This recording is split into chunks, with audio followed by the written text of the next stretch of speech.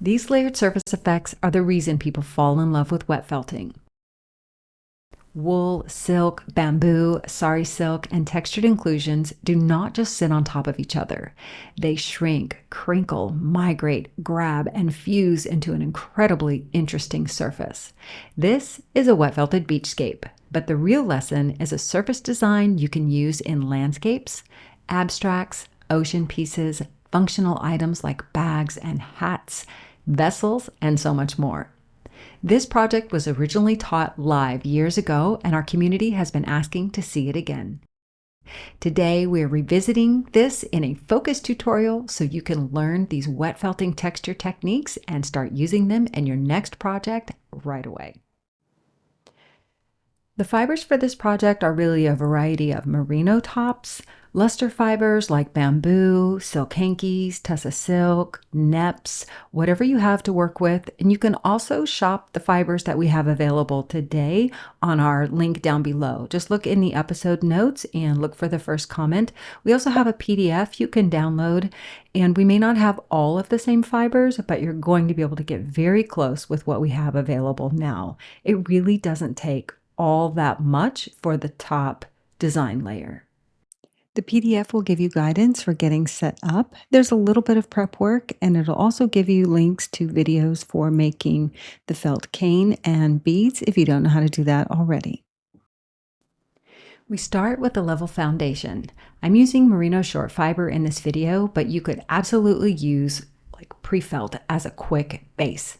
If you have batting like I do, notice that it does have a grain, so we split the bat into a number of layers, 2, 3, 4, and get them going in different directions.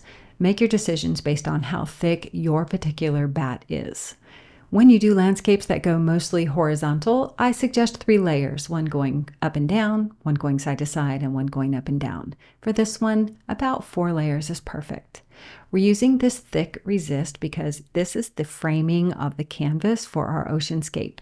We went into a heart on ours, but you could use a rectangle as well, and we have some of those in the models.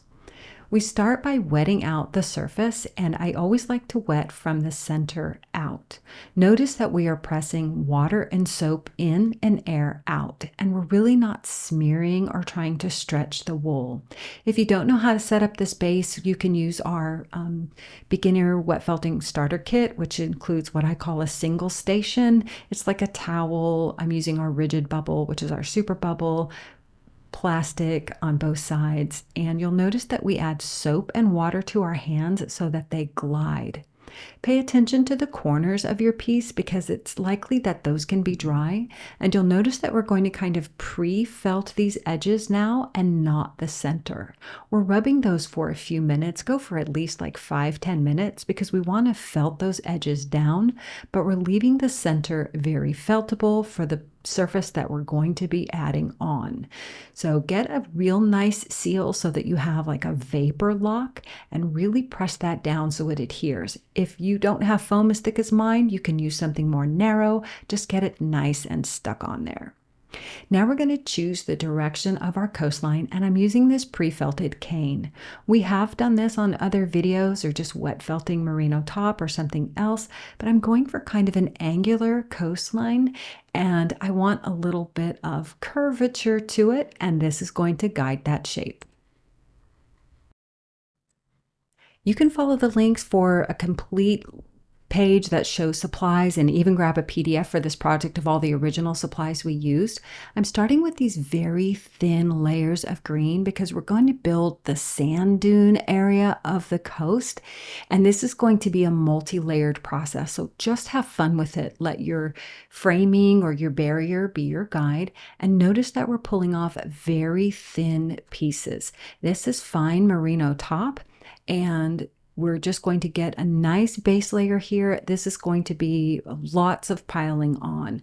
I love coastlines with rocky, grassy shorelines. It's where I spent a lot of time when I lived in California.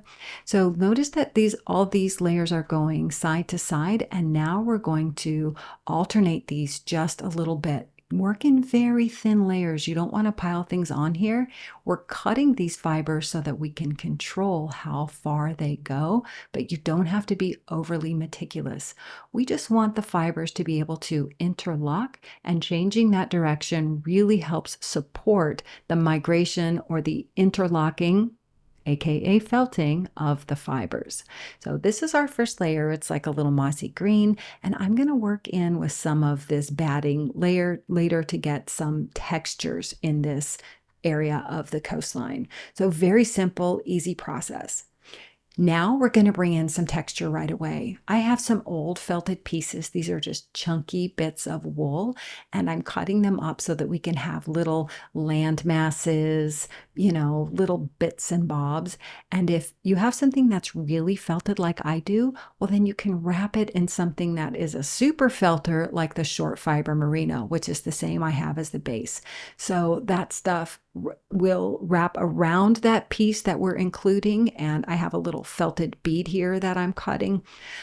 It'll wrap around and it'll grab onto the merino top. So bring in your old felt failures and trap them beneath some wool fibers to get them into this texture. It's a great reason to save old needle felted and wet felted failures, cut them up and put them in a bag. And here you're basically like creating your own little bats, if you will, just by creating these alternating layers. Remember that bats have alternating layers, and these fine fibers will do well to mix them up. I'm adding in some nice dark greens here, and this is all going to come together like magic. You can even pre-blend like some I have here, or you could use some of our decadence blends, which include merino tops and luster fibers for these nice, beautiful striations. It's okay if you go just beyond the perimeter there, because we're going to kind of mush it into that edge. And I'm bringing in some sari silk here, which you just got to cut the stuff. You can stretch it out and get these long lengths, but they don't have to be longer than you want. Bring in your scissors. Tussa silk, bamboo, viscose, the shiny stuff, cut that too. Don't be afraid to layer these things. This is a wonderful experimentation project. It is so interesting to see how everything comes together. And this right here is a little piece of hanky. Hanky can be cut as well. You don't need the whole length. So we have our dunes kind of built there, and now we're going to build the wettest part of our coastline, which is that very, very dark brown with some nice like milk chocolate brown right on top of that. And then we come in with this copperish tussa silk or viscose, and then brown hanky on top of that, and sneaky under another little piece. Have fun with this. Don't overthink it. Layer, pile, texture, everything is going to be revealed once you wet felt. And notice the crinkling and the curving. Let it move. You don't want things to be straight. So we've wetted our area out here, and we're going to scoop everything back into the canvas or the frame area and cover it with mesh. Oh, if you're a veteran and you remember this old green mesh we used to use, comment down below. Our white mesh now is super fine, and I know you're going to love it. We're just pressing down, especially the wool along the perimeter, and getting everything. We want to get air out, even though so those pieces we put in were super felted. They're not going to mash a lot. They're going to hold their density. And we want to start creating what I call like a surface skin, is getting these things just to grab onto each other. And look at that. Even though this is still wet, you can start to see how interesting it is coming together. I'm trimming my little water. This is like a sandbar line or something. And I'm covering this with, I believe this color is white sand. It's all listed in the handout, y'all. So grab that PDF on our episode page. We have a little page where you can shop the guide and see everything that we used. And here we're also going to alternate those layers, because we're felting new fiber over something that's pretty well felted. And the reason it's pretty well felted is because I want it to hold up its density. I don't want it to smash out when we felt this thing. That's why you want to have really well felted items that you include underneath, aka the word inclusions. So I'm layering in here the brown and the tan. That can be a luster fiber and or wool, and bringing in some neps. People often say that neps are a challenge. Notice the space between them and how we're not putting in a huge glob. Try it. Neps will felt great. My only reminder is that you're going to lose some, so live with it. You're going to lose some, it's okay. And here I'm bringing in some white bamboo top. I encourage you to play a little bit with some bamboo, some tussa silk, some viscose, and see, do you have an opinion on the difference on them? Do you like one for something over something else? They're fun to play with, and they're all going to bring some kind of texture, light, shimmer, and movement into your project. So just like before and going stage by stage, we're wetting, and notice that I'm squeezing around that felted cord because I don't want the fibers to tent off to the sides. I want them to hug it very tightly. So just gather the fibers well around the cord and notice, take your time and be very careful when you peel back your mesh because sometimes those fibers want to grab onto the mesh. So slow, shallow angles when you peel back your mesh. Okay, so this looks pretty good, but I want to hide that cord a little bit. It's feeling a little transparent, and we're just going to add a bit of a layer.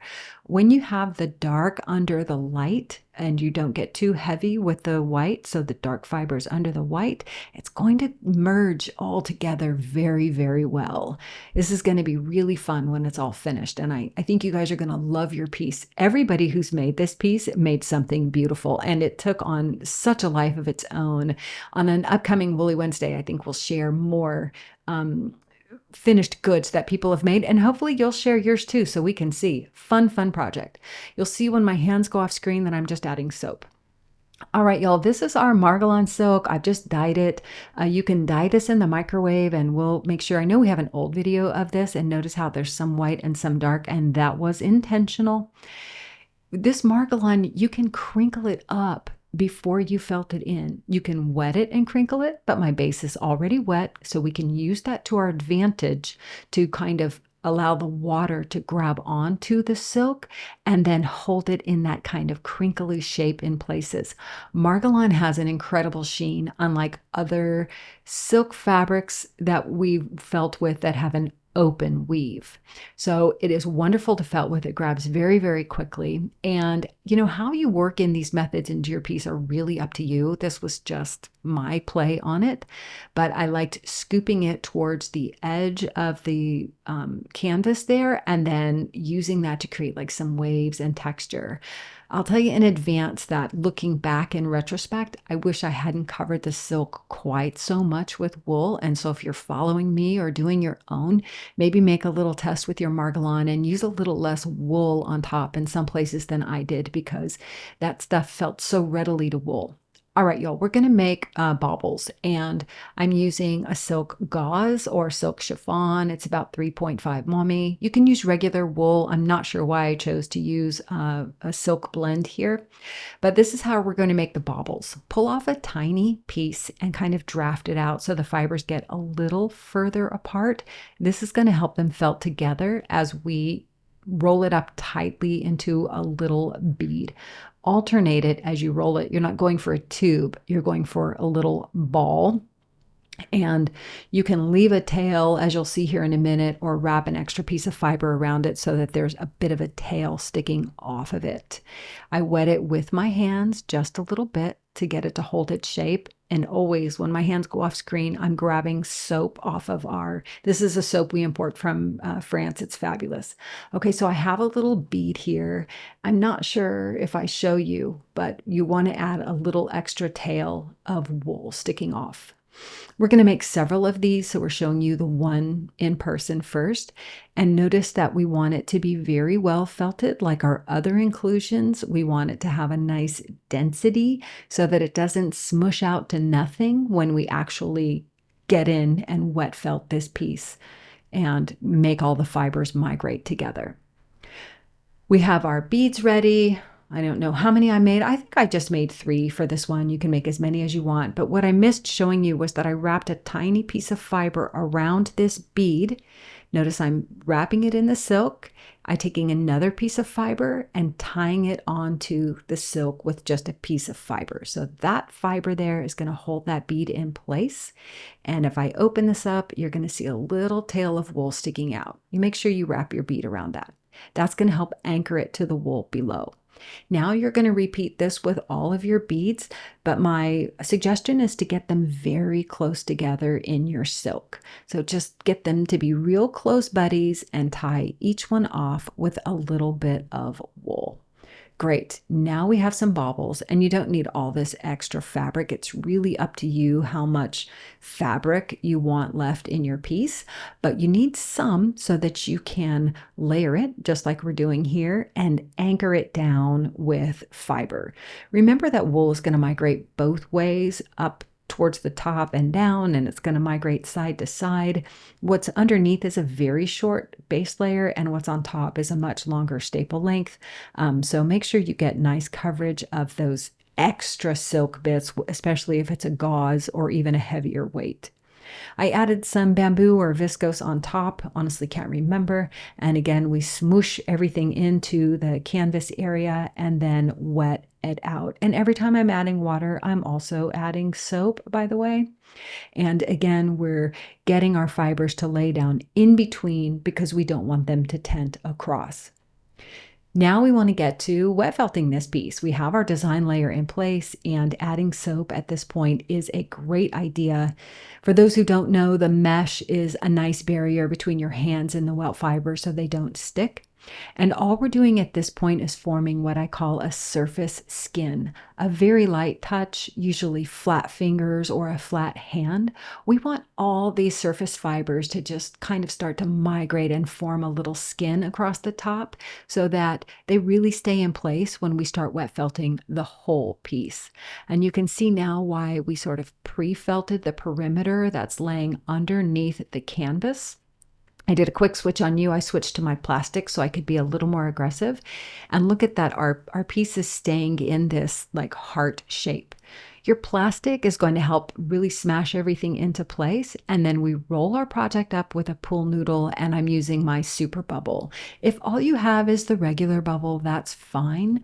I like super bubble when the project is a little more thick. And I like to do this rock and roll method. I would say I do rock and roll 25 times, and then I rock and roll 25 more, 25 more, 100 from each edge of the project on the face, and then we're going to flip it over and do the same on the back. Because fibers shrink in the direction they're agitated and rolled, as well as the way they're laid out. Oh, by the way, that's why we alternate the base layers. That's why you want to roll from all the edges. This isn't going to be your first wet felting project, but you can work up to it. And now that I've done both sides, top and bottom, from all 4 edges, then we can look at this and evaluate. We want to see how things are feeling, and you can see just by the way I'm crinkling it that there's still air in it. That just means that these layers can come together a little more tightly. I have squeezed out the cold water, added in hot water, and now we're going to get to the business of felting by hand and really fulling this piece. We have a pre-felt going. This is what I call palming, and I don't just call it that. That's what I learned when I first started felting. Rubbing between your 2 hands like that is incredibly helpful. You don't want to do it if the piece isn't already holding together as a piece of fabric, because that's when it'll get roughed up. So you really need to be at a stage where it's kind of holding together. Notice I wasn't really palming on the face of the design. You want to be gentle with that until you know everything is really holding together. Shift between your fingers. Does it feel like there's multiple layers, or does it feel like one fabric? We're going for a feel of one piece of fabric, not multiple layers. We want to kind of do these pinch tests and feel how's everything holding together. And I love felting the piece just by itself. The super bubble acts as a great agitator on the underneath side. And again, if you don't have it, just use the regular bubble, but don't be afraid to felt on itself. Here's a quick look at a square version, rectangular version that I did. It's really rather plain, and not plain, but it wasn't quite as interesting as the hearts. But I love looking at all the results. When you finish your piece, you're going to want to rinse it all out, give it a little vinegar bath, and then let it dry. You don't have to steam press this, but you can, or just steam press the perimeter. But once it dries, the sheen is going to come out, and you're going to see all of the incredible features of the pieces and parts that you decided to include. Let us know, what are you going to apply some of these textures to? And are you going to stick with an ocean theme, or are you going to take it somewhere else? I can't wait to see what you make. And if you want to check out a next wet felting video, check out this next one right here.